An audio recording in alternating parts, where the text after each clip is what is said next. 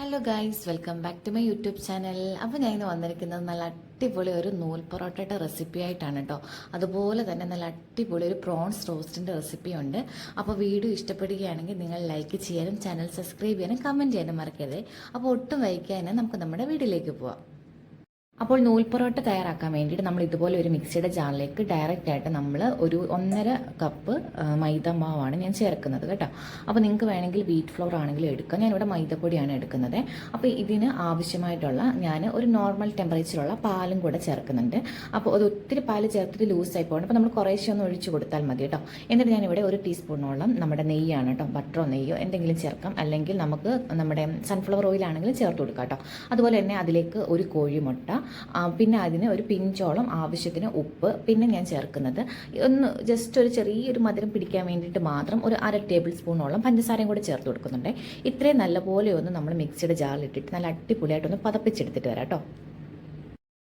അപ്പോൾ ഇതാ നല്ലപോലെ അടിച്ച് പതപ്പിച്ച് നമ്മൾ എടുത്തിട്ടുണ്ട്. എന്താ കണ്ടില്ല, ഈ ഒരു തിക്കിൽ മതി, ഒത്തിരി ലൂസായി പോകണ്ട. എന്നാൽ ഒന്ന് ഇത് കണ്ടില്ല, ഒന്നൊരു ലൂസായിട്ട് നിൽക്കുന്നുണ്ടല്ലോ. അപ്പോൾ ഈ ഒരു പാത്രം കണ്ടിട്ട് നമ്മൾ പാലൊക്കെ ഒഴിച്ചിട്ടൊന്ന് കറക്കിയെടുക്കാൻ വേണ്ടി ഇനി ഞാൻ ഈ മാവ് ഇങ്ങനൊരു കവറിലേക്കാണ് കേട്ടോ ഒഴിച്ചു കൊടുക്കുന്നത്. നിങ്ങളുടെ പൈപ്പിംഗ് ബാഗ് ഉണ്ടോയെന്നുണ്ടെങ്കിൽ അങ്ങനെ ചെയ്യാം. എൻ്റെ കയ്യിൽ പൈപ്പിംഗ് ബാഗ് ഇല്ല. അപ്പോൾ അത് കാരണം ഞാൻ ഇന്നലെ നമ്മുടെ വീട്ടിൽ വാങ്ങിച്ചൊരു ചിപ്സിൻ്റെ കവറാണ് കേട്ടോ. അപ്പോൾ അത് കഴിഞ്ഞപ്പോൾ ഞാൻ കഴുകി വെച്ചിരുന്നതാണ്. അപ്പോൾ ഈ കവറിലേക്ക് ഞാൻ ഈ മാവൊന്ന് ഒഴിച്ചു കൊടുക്കുകയാണ് കേട്ടോ. അപ്പോൾ നിങ്ങളുടെ പൈപ്പിംഗ് ബാഗ് ഉണ്ടെങ്കിൽ അത് എടുത്താൽ മതി. ഇല്ലാന്നുണ്ടെങ്കിൽ ഇതുപോലെ എന്തെങ്കിലും ഒരു കവർ എടുത്തിട്ട് അടിയിലൊരു നമുക്ക് ചെറിയൊരു കട്ട് ചെയ്ത് കൊടുത്താൽ മതി കേട്ടോ.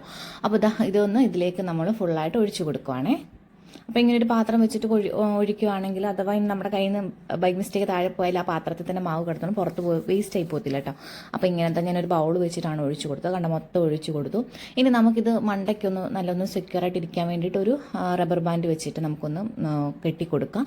എന്നിട്ട് നമുക്കിതിൻ്റെ അടിയിലോട്ട് നമുക്ക് കട്ട് ചെയ്ത് കൊടുത്താൽ മതി. കണ്ടില്ല, ഇങ്ങനെ കിട്ടിയിട്ടുണ്ട്.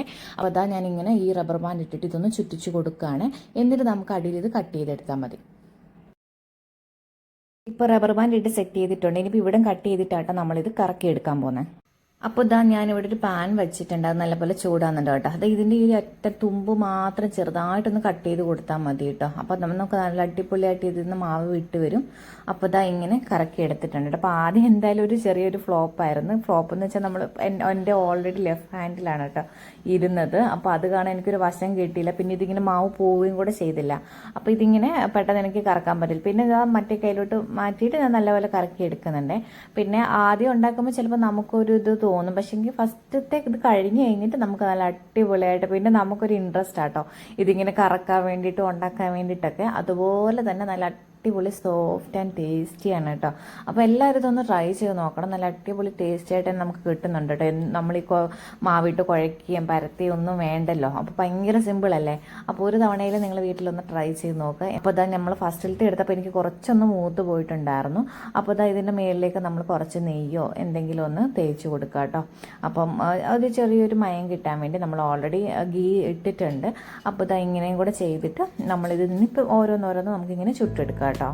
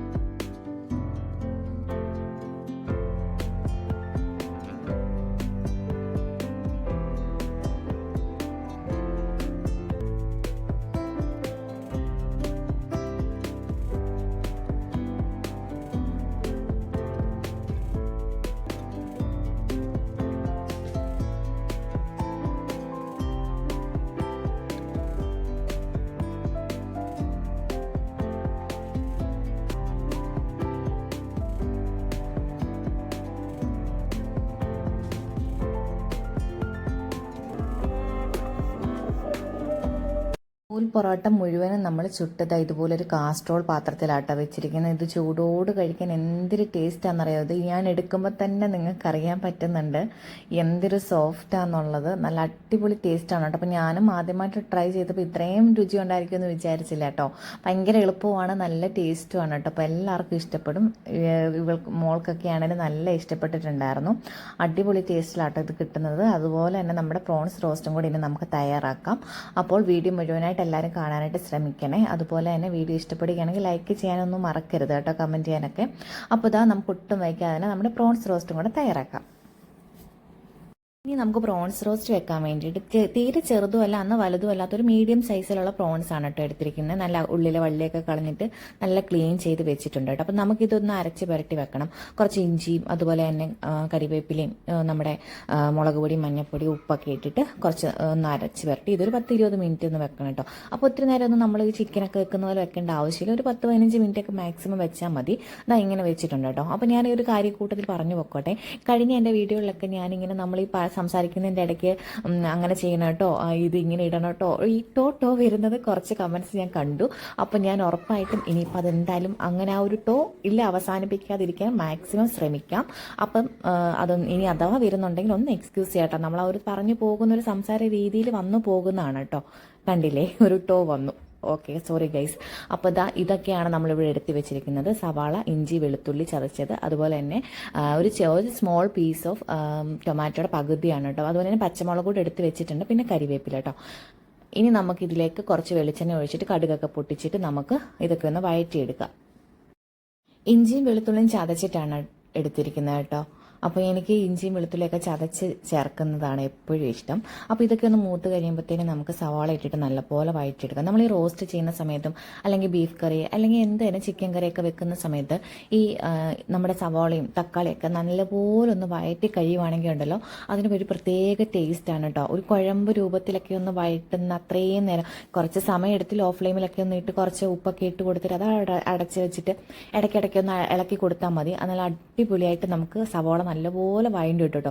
അതുപോലെ തന്നെ തക്കാളി ആണെങ്കിൽ ആ കൂട്ടത്തിൽ ഇടയ്ക്കൊന്ന് ഇട്ട് കൊടുത്തിട്ട് ഇതുപോലെ അടച്ചു വെച്ചാൽ മതി. നല്ല കുഴമ്പ് പരുവത്തിനത് നമുക്ക് നല്ലപോലെ വഴറ്റി കിട്ടും. അപ്പോൾ ആ ഒരു ഭാഗം വരെയൊക്കെ നമ്മൾ ഇതിങ്ങനെ ചെയ്യുന്ന സമയത്ത് കിട്ടുന്നതാണ് കേട്ടോ ഇതിൻ്റെ ഒരു അപാര ടേസ്റ്റ് എന്ന് പറയുന്നത്. പ്രോൺസ് റോസ്റ്റ് ഒക്കെ ഭയങ്കര ടേസ്റ്റാണ് കേട്ടോ. നമ്മളിങ്ങനെ ഒട്ടും വെള്ളം ഒന്നും ചേർക്കാതെ നല്ല അടിപൊളിയായിട്ട് ഇങ്ങനെ കുറുക്കി എടുക്കുന്ന സമയത്ത് കേട്ടോ. അപ്പോൾ എല്ലാവരും ഒന്ന് ട്രൈ ചെയ്ത് നോക്കണം. ഇതാ നമ്മുടെ സവോളയൊക്കെ ഇട്ടിട്ടുണ്ട്, കൂട്ടത്തിൽ കരിയാപ്പിലൊക്കെ ഇട്ട് കൊടുത്തിട്ട് നല്ലപോലെ ഇനി ഇത് നല്ലപോലെ അടച്ച് വെച്ചിട്ട് നമുക്ക് ഫുള്ളായിട്ട് നല്ല അടിപൊളിയായിട്ട് ഇത് സവോളയാണോ എന്നറിയാത്ത രീതിയിലാണെങ്കിലും നമുക്കിത് വഴറ്റിയെടുക്കാം കേട്ടോ.